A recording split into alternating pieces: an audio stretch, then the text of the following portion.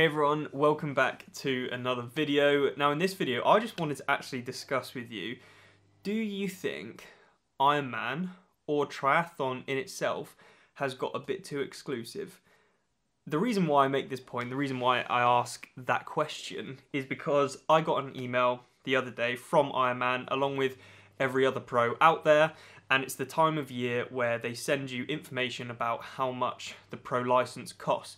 For a lot of people, they don't actually realise you have to pay for a professional triathlon license from Ironman, and then you can either pay for like a single entry, a full Ironman entry, or a full season. Generally, I'll pay for a full season one, and then you can race an unlimited amount. The reason why I bring this up is because it has gone up quite a considerable amount, and it is now $1,300, $1,400, which is quite a lot. And anyway, I posted on my Instagram story the other day making a bit of a joke and saying, you know, it's nearly cheaper to be an age grouper than it is to be a professional. Now, before anyone slags me off for saying that, I know full well it is way more expensive to be an age grouper than it is a professional, but I just thought I'd make that joke anyway. But I did have a couple of people message me saying, oh, by the way, it's definitely more expensive to be an age group, and I was like, no, I know, I was just joking. So triathlon has always been quite an expensive sport, hasn't it? Not just from a racing perspective and race entries, travel, accommodation, all of this stuff, but just from a training perspective, like all the things to acquire to become a triathlete, like a bike. Well, the bike is the biggest expense, other bits and bobs, other bits of equipment.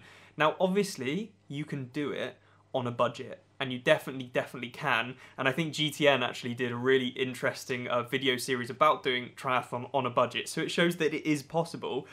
But as you guys well know, once you get the bug, you can't stop improving not only your own fitness, but actually the equipment that you acquire. You want to get better bikes, better equipment, better running shoes, all of these things, and you want to race bigger and better races.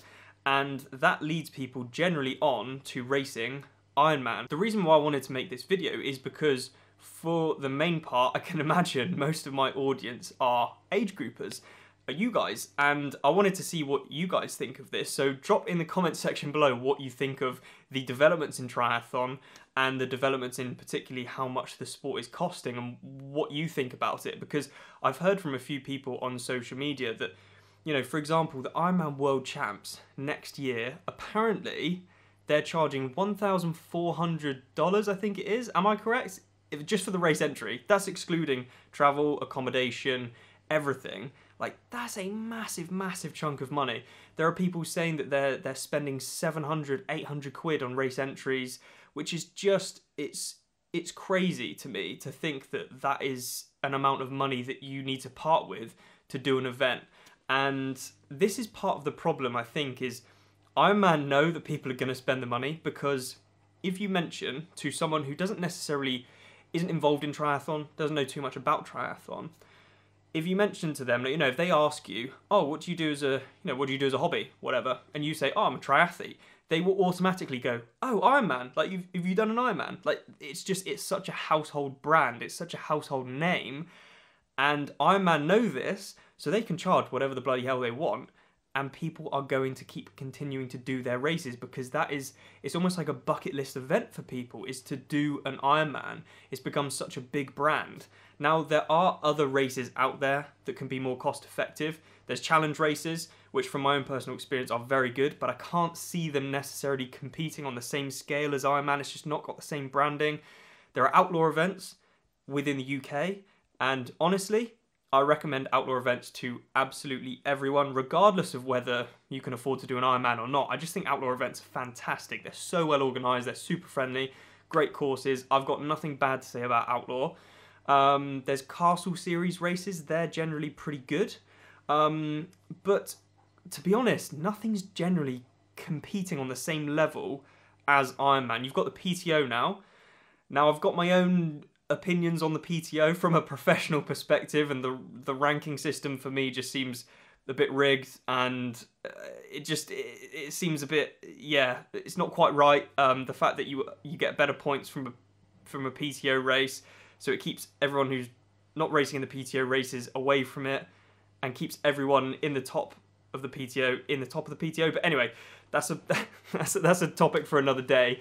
But even the PTO age group races, I can't necessarily see them competing with Ironman on the same scale. So it's going to be interesting to see where this goes, and I'd be interested to actually hear, what do people think about where the sport's going? What do they think about Ironman charging these sorts of prices? And do you see a competitor sort of coming through and actually challenging Ironman?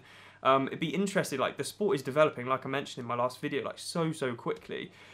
So it's interesting to see where it's going, but it is becoming incredibly expensive for you guys, for you age groupers. For me, I mean, as a professional, it's getting more expensive, from the annual pro license fee. But for an age grouper, it's becoming almost so exclusive that it's almost like you aren't able to do it. For people that don't necessarily have the money, you just aren't able to do it. And that to me is quite sad, because in the world we live in this day and age, everything's costing so much money. We're in a cost of living crisis.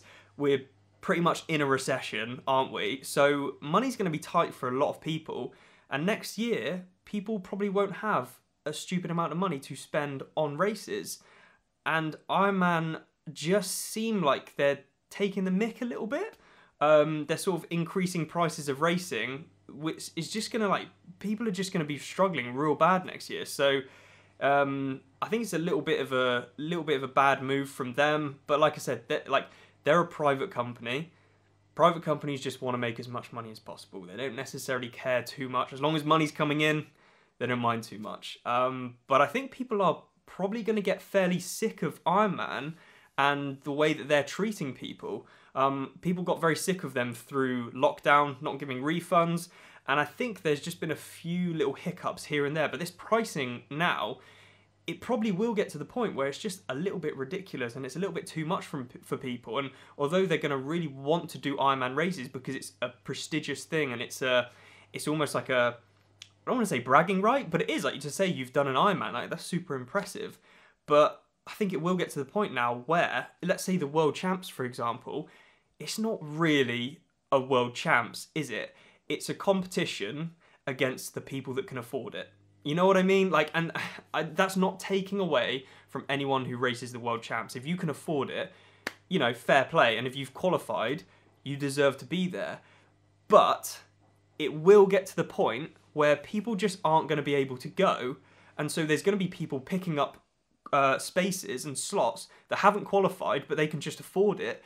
So it is literally a race of the people that can afford it. And that's quite sad to me. That's not a world champs event. That's just an event for rich people, isn't it? That's not me being salty at all. That's not me slagging people off for having that money at their disposal. Like, fair play if you've got that. And if you're going to the world champs, fair play. But I don't know. Part of me just thinks it's a little bit sad that that's where the sport's going. That it's becoming so exclusive that people are going to have to kind of find other means of racing and not be able to sort of go if they've rightfully qualified for the world champs, they're not able to go because of financial reasons. Like, that just, I don't know, that to me seems a little bit sad. But anyway, it'd be interesting to see what your thoughts are in the comment section below. I thought I'd put this video together, like I said, just to kind of engage in some conversations. I don't know if everyone's going to share the same point of view as me.